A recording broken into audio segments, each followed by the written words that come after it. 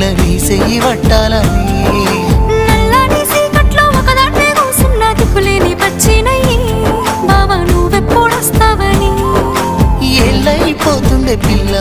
ఎన్నెలొచ్చింది మన బతుకులా ఏలైపోతుండే పిల్ల ఏలు వట్టంగా వస్తున్నాయా ఇన్నాళ్ళ ఎడబాటు ఎడవాసిపోతుందిలే ఈ సీనయ్య గుంటున్నదే సినదారా నీ కోసము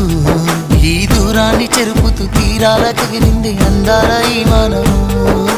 ఓ బాబా చూస్తున్నానే ఇంటి మీనంగా ఈ మనము ఎప్పుడెప్పుడు